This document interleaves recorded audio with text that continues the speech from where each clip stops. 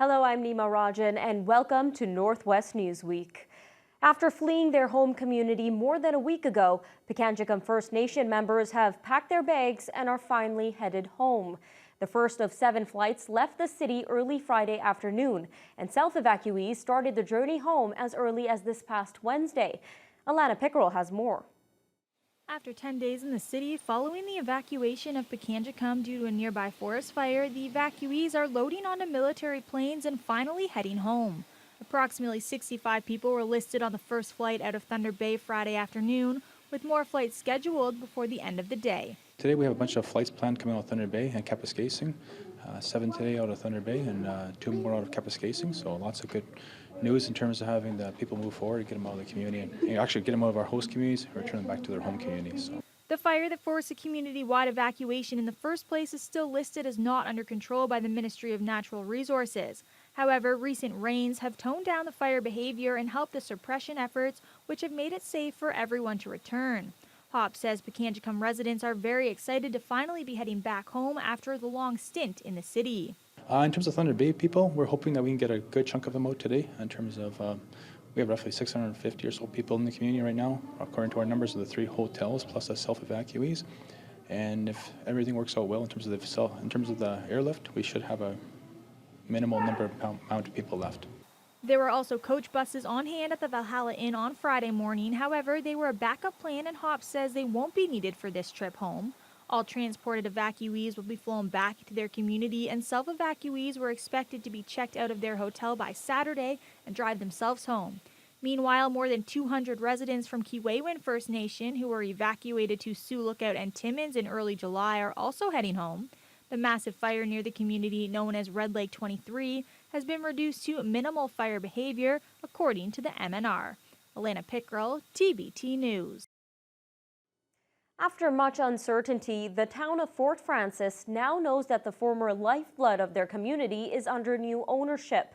The sale of the town's pulp and paper mill was confirmed this week. Resolute Forest Products announced that it's completed a sale of the mill to a subsidiary of River's Edge Developments in partnership with a, quote, local entity. Now, while this sale does mean that the things are happening in regards to the former economic driver, residents still don't know what this means for the property. Previously, Resolute had made it known that they were not interested in selling to a buyer who would compete with them for wood fiber, and many locals worry that the sale will result in the demolition of the mill. Town Councillor Douglas Judson says Fort Frances has had positive conversations with the new buyer, but he acknowledges that there is still a lot of concern and emotion from residents. River's Edge officials say that they will provide more information on their plans next week. This isn't the only project that River's Edge has been involved in here in the region. Several years ago, the company purchased the former Norampak mill in Red Rock. A bus driver is voicing concerns over the future of school bus operations in the North Shore and Greenstone areas and the impact that it would have on local employment. We are not hauling logs here. We are hauling people and children. Last month, the president of the Bullia Bus Lines and Greenstone Transfer Limited, Ronald Bullia, was informed that the transportation consortium for all the school boards in the region would be using a new carrier, Southland Transportation out of Alberta, to run bus services in the area this upcoming fall. Now he's concerned Southland will coordinate its operations out of Nipigon, where the weather conditions can be much different from the Greenstone region. He's also concerned over local employment, as 30 people are expected to lose their jobs as a result of this carrier. I know that there's still people that can work and do things and make it happen. I'm not saying that's impossible, but we are really affected by it, and our drivers are affected by this. We're a big family. That's who we are. Bullia Bus Line, Greenstone Transfer is a big family. We don't just drive kids, we cater to our drivers, we've made adjustments to make things happen. Bullia says his company will continue, but he plans to see how the new operator will adapt to the region. In an emailed statement, the East of Thunder Bay Transportation Consortium says the busing contract was based on an open and competitive bidding process. In another emailed statement from Southland Transportation, a spokesperson for the company states that Southland has had a long history of safety and plans to hire local drivers and intends to purchase a new fleet of buses to serve the North Shore and Greenstone areas. Questions are swirling over the status of the twinning of Highway 17 between Kenora and the Manitoba border. The project has been in the works for over a decade, with many hoping that it would begin this year. But to date, no construction work has started on the first 6-kilometer section, which would twin from the border of Highway 673. The lack of progress has now sparked a war of words between the region's top politicians. In a statement, Provincial Minister Greg Rickford says for 3 years, Bob Nolt knew that the previous Ontario government had the funding to twin this stretch of highway, as well as had the opportunity to work with them, and nothing was done. Quote, Rickford adds that the planning, design, and engineering work is currently underway, but he provides no timelines for construction. In response, the Liberal MP released a statement sarcastically comparing Rickford and Doug Ford's commitment to the same project Rickford and then Prime Minister Stephen Harper committed to in 2009. He says 10 years later, here we are again with the same old promises, and Highway 17 remains untwinned and as dangerous as ever. Nolt insists that the feds will contribute to the twinning, but he says the province must submit to the project to Ottawa as a top priority first, and so far that hasn't happened. The Chief and Council of the Yamatung First Nation have declared a state of emergency due to water system contamination. Weather testing in late June showed high levels of trihalomethanes. The community has been under a boil water advisory since 2001. The federal government recently funded a new water treatment plant, but other infrastructure, including sewage lift stations, have not yet been upgraded. Chief Harvey Yesno is requesting immediate action from Ottawa, and he's advising their 1,600 residents not to consume the water until the issues are permanently resolved. Well, Tuesday marked a day of celebration in Schreiber as residents and politicians from the region gathered to commemorate the completion of a legacy project for the township. The Clearwell Water Storage Project has been a work in progress for several years, aimed at providing a better water supply to the town of 1100. It was also an emotional event as the water storage tower was named in honor of a former mayor who passed away last year. Adam Riley was there and files this report. The completion of the Clearwell Water Storage Project in Schreiber means water problems such as the series of boil water advisories the community has issued in the last few months will be a thing of the past. CAO Don MacArthur says before the facility, Schreiber's water was treated on demand, which was a problem. The maximum we could treat water and use water was 53 liters per second before. So, things like firefighting were impossible if you opened up 2 fire hydrants if you had a large fire. Now, as long as that treated water is up there, we can use that water on demand. MacArthur stresses that despite the capacity of the tank, which when full has 2 to 5 days supply of water depending on usage, that conservation is key, and the rest of the town's water infrastructure is starting to show its age with leaks. Thunder Bay Superior North MPP Michael Gravel was on hand for the event, as the province provided over $3 million towards the project. It was $3.1 million from the province and some slight contribution from the federal government as well to help go forward through the natural gas tax program. So that was helpful to the project as well. But it was a large contribution by the province that made the project happen. Area MP Patty Haidu says it's imperative for communities to have access to clean water, not just for public health, but for economic stability. In order to actually have thriving communities that have the potential to grow or to develop themselves economically, they have to have a supply of water and they have to be able to treat that water properly. The completion of the project was also emotional for some, as the facility was the last project led by former mayor and councillor Bob Krause, who passed away late last year. His efforts on the project are being recognized as it is now formally named the Bob Krause Water Storage Project. Krause's son, Kim, who now sits on council, says his father was very close to the project right to the very end. He used to like doing his rounds every day, driving around town, checking things out, and his last wish was to go and see how the tower was going so he could go up there. So he got all the way up, and he looked at it and he says, I don't think it's going to be done in time when it's getting there. But yeah, it was a big, big, passionate project of his, and like everything Dad did, I mean, he was bigger than life, and anything he took it on with a lot of gusto and a lot of passion. Krause adds his father was a man for the people, and the water tower, in a way, symbolizes that passion. It's kind of iconic that you can actually, it looks over the whole town now, so it's like Dad looking over the whole town. And the really interesting part is we can stand in my mom's backyard at her house and look up at it as well. So he's not just looking over the town, he's looking over the whole family. So. Adam Riley, TBT News. Ontario provincial police across the region have taken to social media to shine a light on stunt driving. The posted photos show what some drivers are greatly surpassing the speed limit. Pictures from the OPP Northwest Region's Twitter account show the extreme speeds some drivers have been caught doing on area highways. Police consider anything more than 50 kilometers per hour over the speed limit to be classified as stunt driving. Last year, the regional OPP laid 114 of these charges. Acting Sergeant Patrina Taylor-Hertz says with the type of roads in our area, speeding is even more dangerous.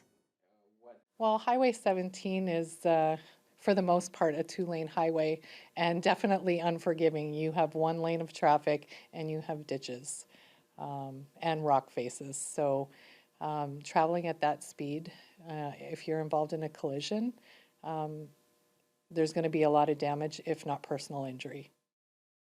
Taylor-Hertz says they hope the online publicity will lead to more members of the public to call in about stunt driving.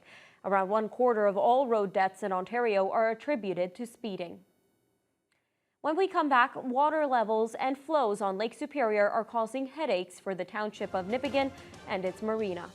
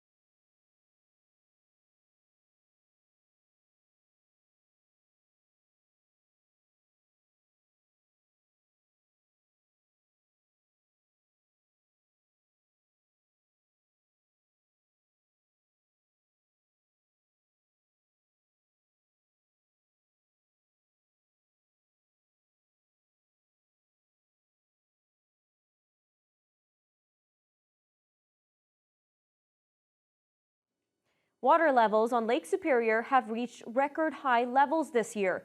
And while it has improved access for some fish into spawning grounds, it's having an unfortunate side effect on lakeside residents. The town of Nipigon is currently dealing with repairs to their marina docks after a surge of water caused extensive damage. Corey Nordstrom reports. It is, what we're seeing here really is that proverbial perfect storm that everyone talks about. Lake Superior water levels are the highest they've ever been since measurements started just over a century ago. And it's causing some headaches for property owners along the lake, including the township of Nipigon, where the marina and its dock have taken the brunt of what the water can do. A brand new wharf, and it really has seen some significant damage. It's quite frequently when the sage comes in, that is what Lake Superior's equivalent of a tide, we have it right underwater and it's beginning to break off of its base and starting to float. Mayor Richard Harvey says the problem started when MNRF removed a breakwall in the river, which protected the marina, in a bid to improve fish habitat, which Harvey says didn't work. Now that water that used to be diverted out into Lake Superior is now coming in and is causing back eddies and is causing currents that actually are running up into the marina. Harvey says studies have been done and a plan is in place to replace the breakwall, but there is a catch. Right now, we are prepared to move ahead with this anytime. The issue right now, of course, is the funding to take care of that. Harvey isn't certain as to what it would cost to rebuild the wall or if there is a project timeline, but he is hopeful it can start soon before more damage to the marina can occur. Corey Nordstrom, TBT News.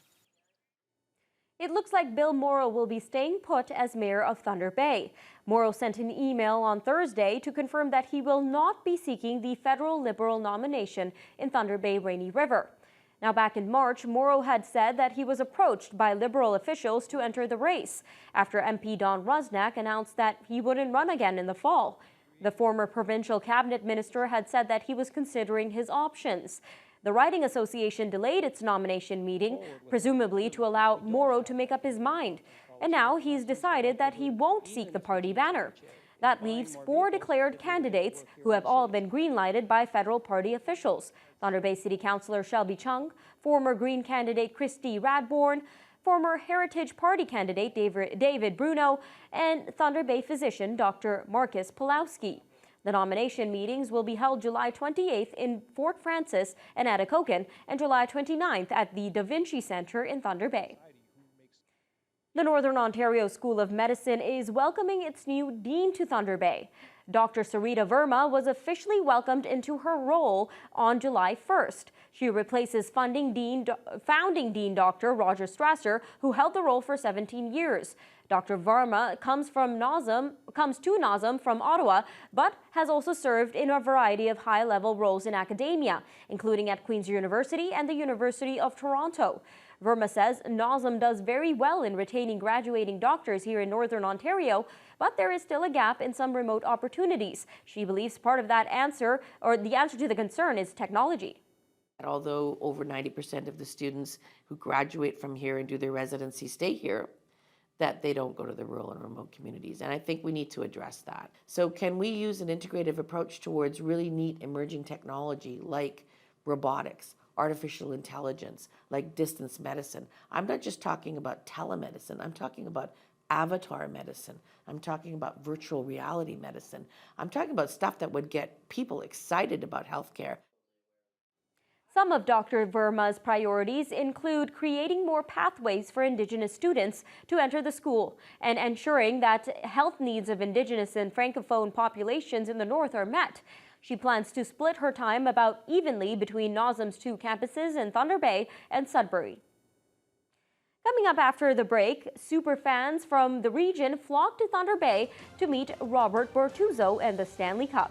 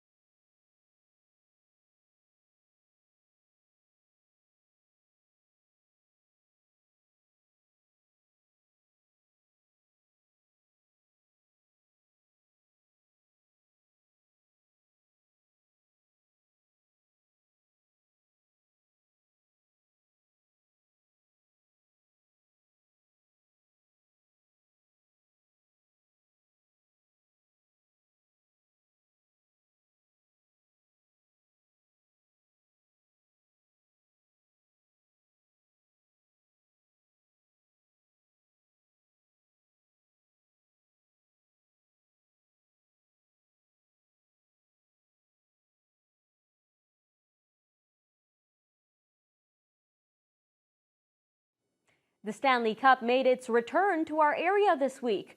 Thunder Bay's Robert Bortuzzo is the 8th player from northwestern Ontario to win the famous trophy over the past 13 years. People from across the region came to see Bortuzzo and the Cup on Tuesday, including some lifelong St. Louis Blues fans from White River. Corey Nordstrom has the story.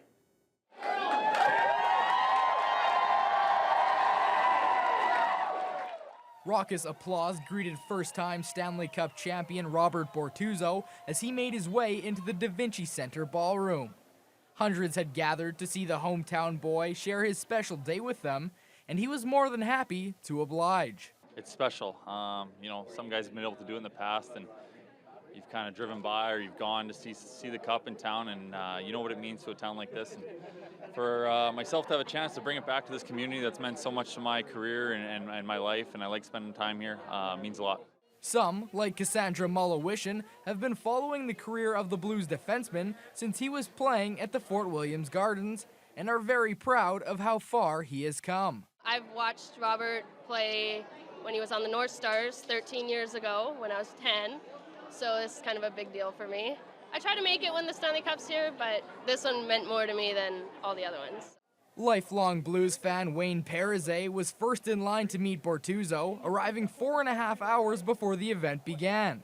He spent yesterday getting a memento of the season that was, and says he never had a doubt they'd pull through. Were you surprised that they actually pulled it out? Not really. When they got rolling, I think they got rolling pretty good there, and they did it. Parizet's grandson Dylan has been a Blues fan since birth. He says it means a lot to the young people across northwestern Ontario when one of their own wins hockey's ultimate prize. It's pretty inspiring because when I was younger, I used to want to play hockey. Like, I played hockey my whole life and then I got hurt. But it means a lot that there's a lot of people coming, especially from Thunder Bay, that are just making it to the NHL. And especially that he was on my favorite team, that was pretty great to hear.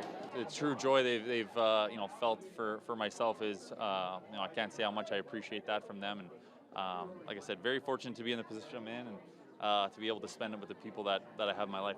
Corey Nordstrom, TBT Sports.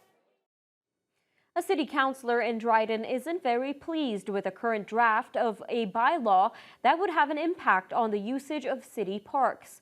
The city began drafting a bylaw to deal with noise in city parks after a business owner came forward in late June complaining over the issue near Van Horn Landing, which is a recreational area and not a park. The draft was presented to council earlier this month, but several of the provisions in the draft raised the ear of Councillor Shane McKinnon. He says he understands restricting the use of motorized vehicles, alcohol, and dangerous activities in the parks, but sometimes listed went too far. Restrictions in this bylaw where you aren't allowed in a park after 9 p.m. There was restrictions on things that you could do in the park. I think there definitely should be rules, but I think they should be common sense rules. McKinnon wants administration to water down the proposal and see more efforts and collaboration put towards youth-based activities, such as the new youth center. However, that facility will only works with youth from 11 to 16. McKinnon hopes to see something where youths in the 16 and up age group are able to have a place in the city. 28 teachers from across Canada are getting their lesson plans prepared as they get ready to move to some remote First Nation communities in September. The 3-week Teach for Canada training program is being hosted at Lakehead University. Alana Pickrell has more. Well over 100 teachers from Teach for Canada program have gone to work in First Nations throughout Northern Ontario, and 28 more are getting ready to pack up for this September after they complete 3 weeks of training about culture, community, and classroom planning. The nonprofit organization recruits, prepares, and supports teachers on their journey to one of the 19 partner First Nation communities. Teacher Development Director Liz Helena says unfortunately there is a very high turnover rate for teachers in the far north. Teachers just aren't prepared for those cultural differences. When teachers go north, they have challenges with managing isolation and loneliness, being far away from family, and may not know how to work with First Nations communities. So we see ourselves as a bridge. All of the teachers completing the program through Teach for Canada already have jobs lined up in northern communities. Mina Prabhakar is heading to Pikangikum First Nation to teach a grade 3 class. For her, this has been a long-time dream, and she's very excited to teach her new students. However, she believes this will be a big learning experience for her as well. I would be like a child when I go there because I want to learn everything there, how to live close to the nature, how to live into the limited resources. The program is designed to provide teachers with the skills and tools they need to be able to build relationships in the First Nations with both their students and community members. Husband and wife duo Pamela and Gideon Thwaites have previously been teaching overseas, but they knew that teaching in Fort Hope First Nation was the next step for them.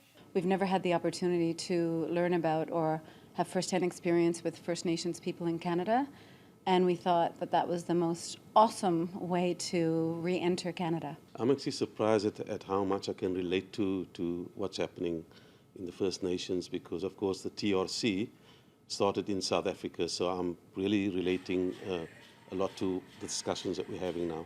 Each teacher signs up for at least a 2-year commitment with their First Nation, but Helena says many end up staying even longer now. Alana Pickrell, TBT News. And that'll do it for this edition of Northwest Newsweek. I'm Nima Rajan. Take care.